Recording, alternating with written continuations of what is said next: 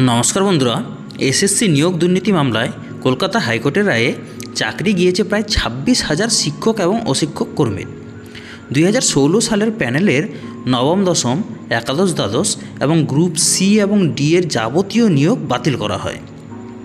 এরপর গত 25শে এপ্রিল এসএসসির চেয়ারম্যান সিদ্ধার্থ মজুমদার দাবি করেছিলেন প্রায় 5,300 জনের মতো অযোগ্য তথ্য জমা দেওয়া হয়েছিল, সঙ্গে বাকিরা যে যোগ্য সেই কথা অবশ্য জোর দিয়ে বলেননি তিনি।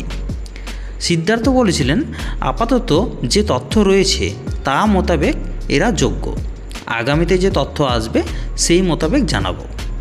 এর বাইরে বাকি প্রায় 19,000কে এভাবে সার্টিফাইড করা সম্ভব নয়। যদিও শুক্রবার উল্লেখযোগ্য মন্তব্য করলেন এসএসসির চেয়ারম্যান। আজকে তিনি বলেন যে যোগ্য যারা প্রার্থী তাদের পাশে অবশ্যই কমিশন থাকবে। সুপ্রিম কোর্টে বিষয়টি বিচারাধীন। সর্বোচ্চ আদালতে জানাবো যে এই তালিকা থেকে যোগ্য অযোগ্য বিভাজন করা সম্ভব। আমরা যেমন অযোগ্যদের একটা তালিকা আদালতে দিয়েছিলাম স্পেশাল বেঞ্চের কাছে, তেমনই বিতর্কিতদের তালিকা সুপ্রিম কোর্টে দেব। যারা দোষী নন তাদের পাশে দাঁড়াবো, এই বাছাই সম্ভব। আপাতত এই মামলাটি সুপ্রিম কোর্টে রয়েছে। সুপ্রিম কোর্টের কাছে যোগ্য এবং অযোগ্য এই বিভাজন স্পষ্ট করার ইঙ্গিত শোনা গিয়েছে এসএসসির চেয়ারম্যানের কণ্ঠে। উল্লেখযোগ্যভাবে এদিনই রাজ্যে একটি জনসভা থেকে উল্লেখযোগ্য বার্তা দিয়েছেন প্রধানমন্ত্রী নরেন্দ্র মোদী। তিনি বলেছেন, শিক্ষক নিয়োগে যে দুর্নীতি হয়েছে তাতে যারা পীড়িত তাদের জীবন দুর্বিষহ হয়েছে। যাদের চাকরি গিয়েছে তাদের মধ্যে কিছু সৎ রয়েছেন, আর এই নির্দোষদের জন্য দলীয় তরফে আমরা ব্যবস্থা করছি। রাজ্য সভাপতিকে বলেছি কিভাবে সৎদের সাহায্য করা যায় সেই বিষয়টি খতিয়ে দেখতে। আমি বলেছি প্রদেশ স্তরে একটি লিগ্যাল সেল ও সোশ্যাল মিডিয়া প্ল্যাটফর্ম খোলার জন্য।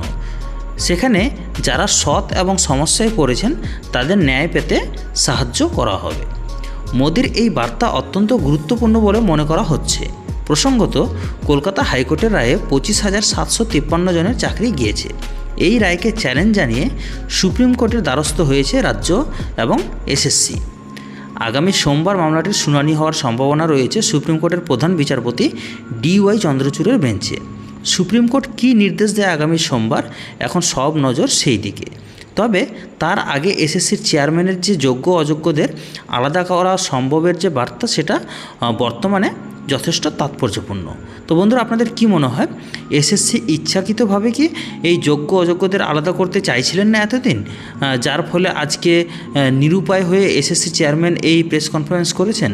আপনাদের মতামত অবশ্যই কমেন্টে জানিয়ে যাবেন, আর ভিডিওটিকে বন্ধুদের সাথে শেয়ার করবেন। ধন্যবাদ।